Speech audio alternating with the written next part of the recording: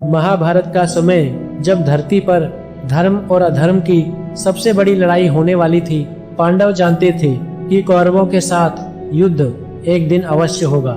लेकिन यह युद्ध साधारण नहीं था। यह युद्ध इतिहास का सबसे भयानक युद्ध बनने वाला था। उस युद्ध को जीतने के लिए केवल वीरता ही नहीं बल्कि दिव्य शक्तियों की भी आवश्यकता थी।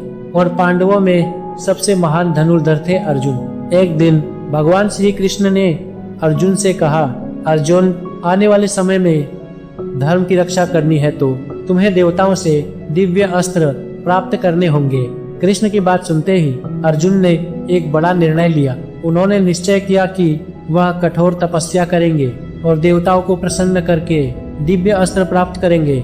अर्जुन अपने भाइयों से विदा लेकर हिमालय की ओर निकल पड़े।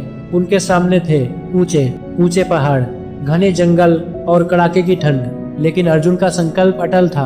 कई दिनों की कठिन यात्रा के बाद अर्जुन हिमालय के एक शांत वन में पहुंचे। वहां उन्होंने भगवान शिव की कठोर तपस्या शुरू की।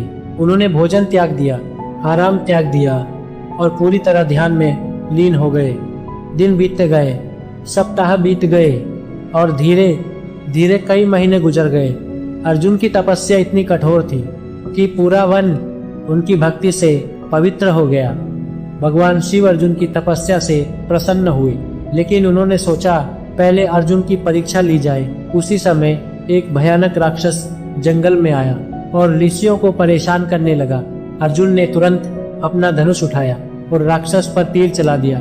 लेकिन उसी क्षण एक शिकारी ने भी राक्षस पर तीर चला दिया। दोनों तीर एक साथ लगे और राक्षस मर गया। अब विवाद शुरू हो गया। शिकारी बोला, यह शिकार मेरा है। अर्जुन बोले, नहीं, यह मेरा शिकार है। धीरे धीरे यह विवाद भयंकर युद्ध में बदल गया। अर्जुन ने उस शिकारी पर एक के बाद एक तीर चलाए, लेकिन आश्चर्य की बात यह थी उस शिकारी को कुछ भी नहीं हुआ। अर्जुन ने अपने सबसे शक्तिशाली अस्त्रों का प्रयोग किया, लेकिन फिर भी वह शिकारी अडिग खड़ा रहा। अब अर्जुन को आश्चर्य होने लगा। अर्जुन ने तलवार से हमला किया, फिर भी शिकारी पर कोई असर नहीं हुआ। अंत में दोनों के बीच भयंकर हाथापाई शुरू हो गई और अंत में अर्जुन थक कर भूमि पर गिर पड़े। अर्जुन को समझ नहीं आ रहा था कि यह साधारण शिकारी इतना शक्तिशाली कैसे हो सकता है।